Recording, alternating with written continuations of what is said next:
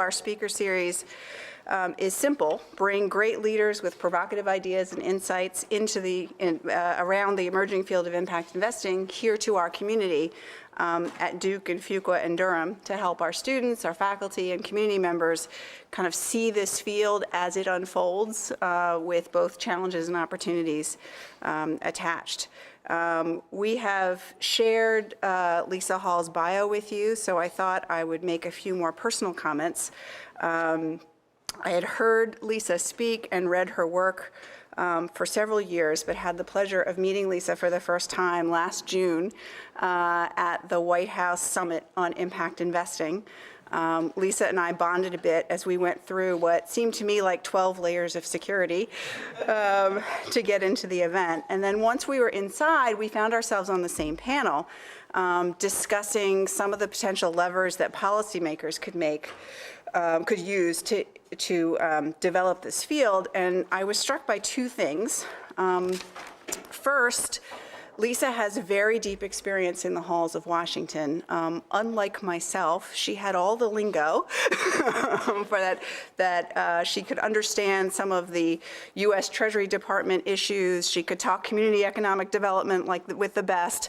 And she was very strategic. She kept her comments focused on 2 or 3 specific things that were actionable and achievable by the administration in the short term, but also had tremendous potential for leveraging impact investing across the $50 trillion global capital market that we have. So I'm just going to leave that taste there in case you want to come back to it in the Q&A, because I thought your ideas were really interesting. Second, she has both curiosity and heart. She sees the potential of new kinds of capital to have dramatic influence on individuals, families, and communities. And kind of in this new wild west of people trying to make sense of the products and services and mechanisms that will allow for an effective impact investing market, she is really working hard to leverage what the Calvert Foundation can do to do that. As far as I know, Calvert is one of the only places that a non-accredited investor can invest as little as $20 to have an impact in the world and earn a return. And I want you to think about that for a second, because it really is a tremendous leverage point for the field. You know, you think about Kiva and the kinds of impact that you can have with a donation.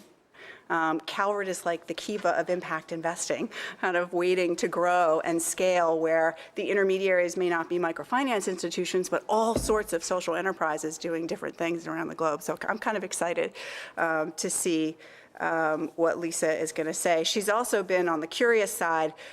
She's been ubiquitous over the past 9 months. I don't know how you do all this. I've run into her on conference calls on social impact bonds. She's hosting new organizations that are getting started, like Impact Assets, developing new products. She's tweeting all over the place. We probably tweet to each other more than than we talk. And she's also managing a significant organization, trying to be a thought leader, and she's definitely a fellow explorer in this area. Tomorrow, I'm very pleased to say she's coming to speak to my social entrepreneurship class about her own strategic challenges around Calvert Foundation, this evolving environment. But tonight, I think, is going to be interesting to hear about her visions and lessons about how we can start to truly harness the power and passion around impact investing. So without further ado, let me introduce Lisa. Welcome, Lisa.